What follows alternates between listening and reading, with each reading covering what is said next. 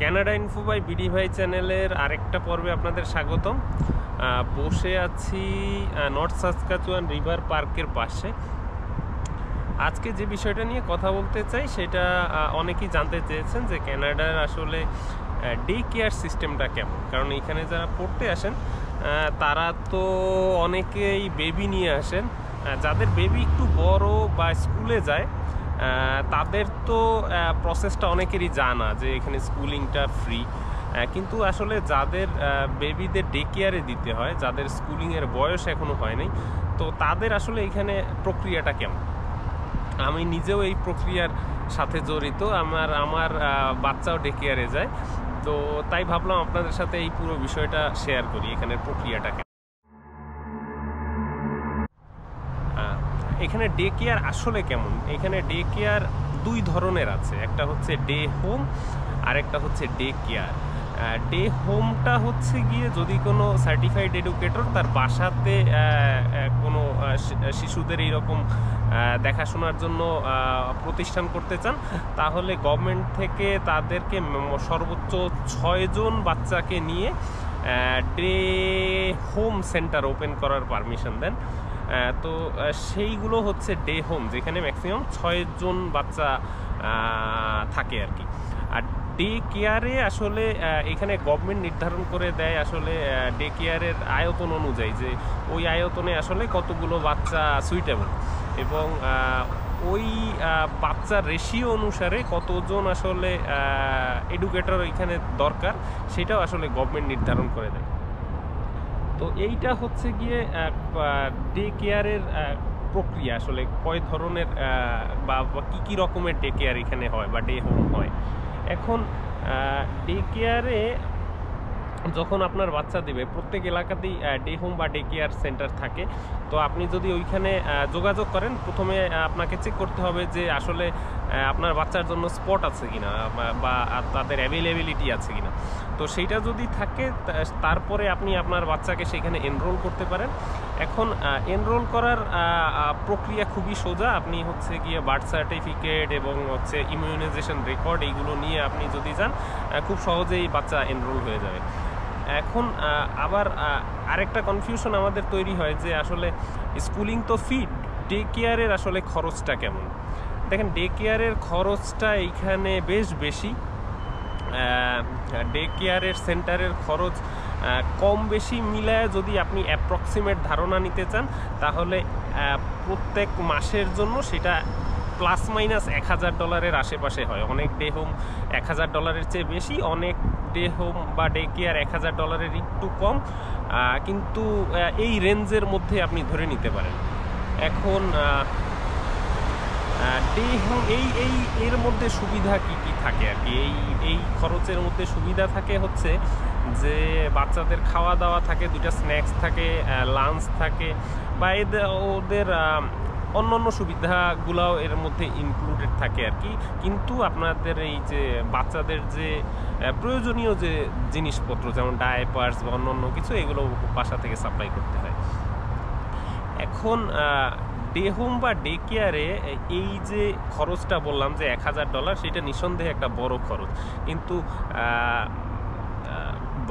মানে সুখবর হচ্ছে যে ক্যানাডা গভর্নমেন্ট এই খরচটা যে বেশি সেটা অনুধাবন করেছে, এবং তার জন্য সাবসিডি এবং গ্র্যান্টের জন্য ব্যবস্থা করেছে, এবং ইন্টারন্যাশনাল স্টুডেন্টরাও সেই গ্র্যান্ট এবং সাবসিডির জন্য এলিজেবল।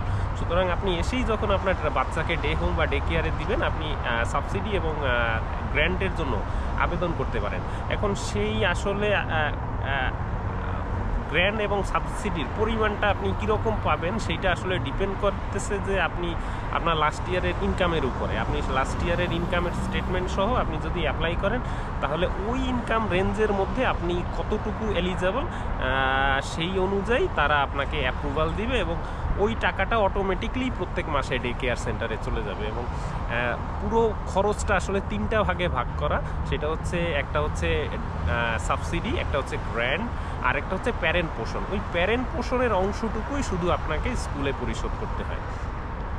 আপনি যদি আমার এক্সপিরিয়েন্স জানতে চান, তাহলে যেমন আমার বাচ্চার মান্থলি ডে কেয়ারের খরচ প্রায় $1050 মতো। সেই $1050 থেকে আমাকে প্রত্যেক মাসে শুধুমাত্র $50 স্কুলে পে করতে হয়। বাকি প্রায় $1000 গভর্নমেন্ট থেকে সাবসিডি আসে আমার বাচ্চার জন্য। তো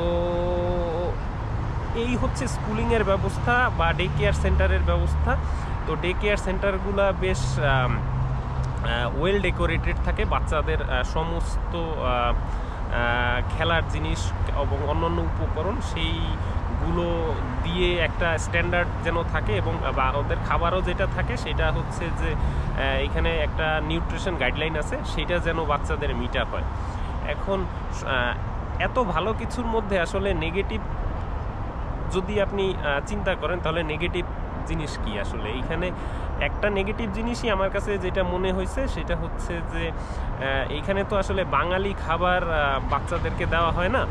তো বাচ্চা যখন 3 বেলায় বা একটা বড় অংশ এই খাবারের সাথে অভ্যস্ত হয়, তখন তার মানে আপনি আমি যে খাবারে আসলে অভ্যস্ত, ও তার বাচ্চার সেই ফুড সাইকেলটা একটা ডিস্টার্ব হয় আর কি। তো সেই ফুড সাইকেলটা বা ফুড হ্যাবিটটা একটু ইন্টারাপ্ট হয়। তো এইটাই আমার কাছে মনে হয়েছে যে পুরো ডে কেয়ার সিস্টেমের মধ্যে একটু নেগেটিভ বিষয়। আদারওয়াইজ এখানে ডে কেয়ার সিস্টেম খুবই ডেভেলপ, খুবই ভালো। আপনারা এই নিয়ে নিশ্চিন্ত থাকতে পারেন। অনেকেই চিন্তা করেন যে আমি আসলে কোন ডে কেয়ার সেন্টারে দিব।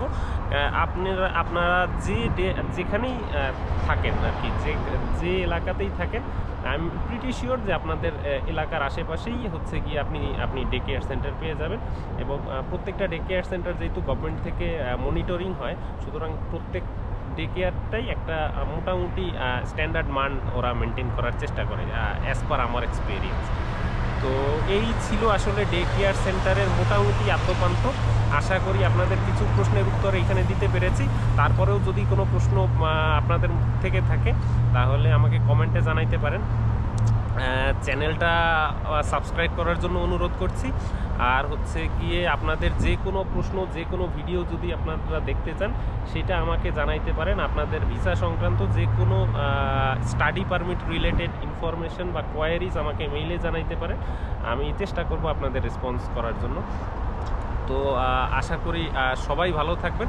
আমরা সবাই এইরকম একসাথে বসে আড্ডা দিব। আমি চাই বা ক্যানাডার অ্যাটলিস্ট এডমন্টন শহরে একটা সুন্দর বাঙালি কমিউনিটি গড়ে উঠুক। আপনাদের জন্য, আপনাদের সবার জন্য শুভকামনা। সেই পর্যন্ত সবাই ভালো থাকবেন। আজকের মতো এখানেই বিদায় নিচ্ছি।